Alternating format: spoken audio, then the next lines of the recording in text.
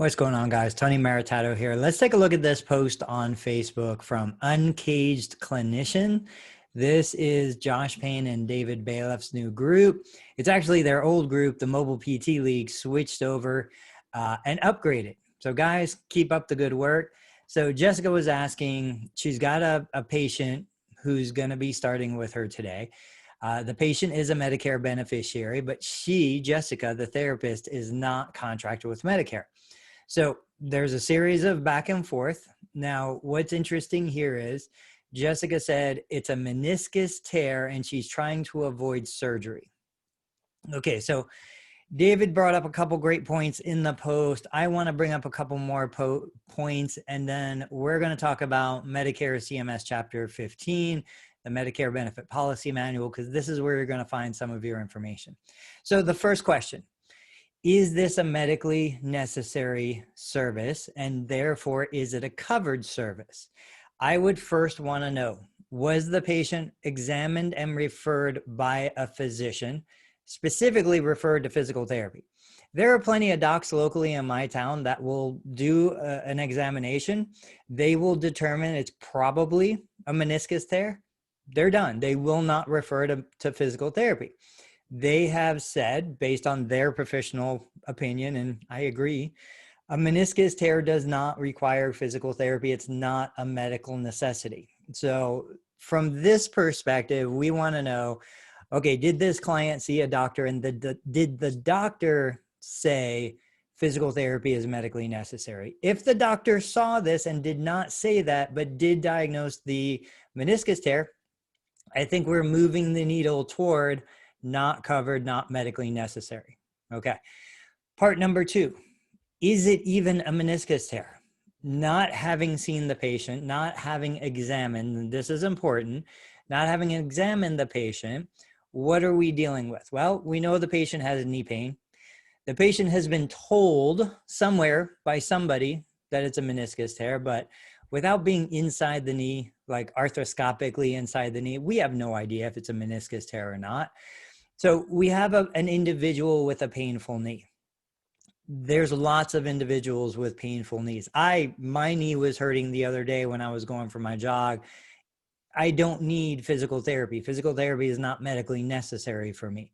So we need to look at kind of the big picture. We have an individual with a painful knee. Is the knee locking? Is the knee causing functional limitations?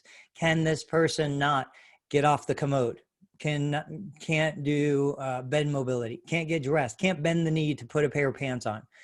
Okay, if it's yes to those things, now we've moved back into medically necessary covered service. If they're like, no, all that stuff is fine. I'm playing golf, I'm running, I'm jogging, I'm working out, I'm doing everything. My knee hurts, it gets a little bit swollen.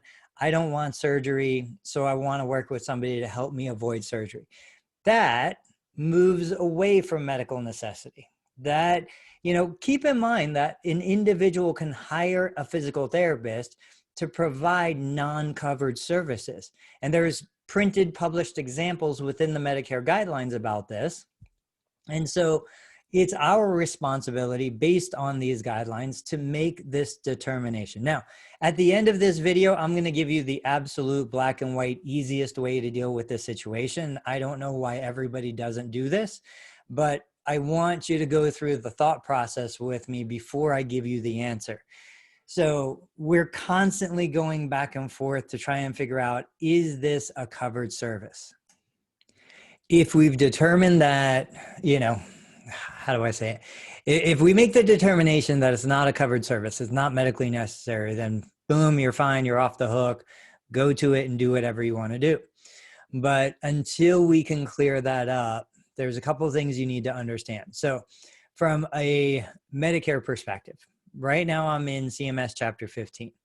If I scroll down this section right here, 40.33, I don't know why it's not highlighting. Grab my little pen. This section right here references the mandatory claim submission law. The whole idea behind that is the fact that if you are a physical therapist and you're providing what would be a covered service, even if you're not contracted with Medicare, The conservative opinion is that you are required to submit a claim for those services. Since you have no contract with Medicare, there's no way for you to submit that claim. Therefore, you're violating the mandatory claim submission law. There's two kind of articles out there that give differing opinions, but that's the conservative understanding. So now, if we scroll up in this section and we look at the main part of this, I'm going to zoom in for those of you who are looking at this. This is where, from my perspective, I want you to understand, some people will say the Medicare beneficiary has the right to control their healthcare decisions, and they have the right to refuse to allow you, the provider, to submit that claim on their behalf. Here's the problem. The only situation in which a non-opt-out physician or practitioner or other supplier are not required to submit claims to Medicare for covered service is when the beneficiary or their legal representative refuse of his or her own free will to authorize the submission of a bill to Medicare. Okay, great. So like that should be my out, right? However, the limits on what the physician, practitioner, or other supplier may collect from the beneficiary continue to apply to charges for covered services, notwithstanding the absence of a claim. So most of you are charging more than the Medicare allowed amount. That's why you don't accept Medicare. So this paragraph would suggest, even if you do go the route of, well, this beneficiary refuses to allow me to submit a claim on their behalf, you're still limited to the Medicare allowed amount. You can look that up. It's public information, but just understand it's probably less than your normal cash pay rate. So there's that part. Now, finally, I would say the way I would handle this situation. Now, I am in network. I am contracted. I've been contracted for a long time. But before I was contracted, I was cash-based. And so the way I would handle this is I would just connect with a contracted physical therapist. Like if this individual is even borderline, maybe the eval is a covered service, right? So connect with a physical therapist. Say, hey, Mrs. Patient, Mr. Patient, I need you to go see John. John is contracted with Medicare. John will provide a physical therapy evaluation and submit that claim to Medicare on your behalf. John will create a plan of care. John's going to do what John does, and John does a great job. I'm here to provide the services that Medicare doesn't pay for. If you want to do golf performance, if you want to do this kind of stuff, that kind of stuff, the stuff that John doesn't do and other Medicare contracted providers don't do, that's what I'm here for. And so typically, especially if you reach out to John and you say, hey, John, I'm sending over Mrs. Patient. She's dealing with this. This has been her history. This is what's going on. I'm going to be working with her on a self-pay basis, but to maintain compliance and to make sure everything is done correctly, I want her to have a Medicare covered initial evaluation with you.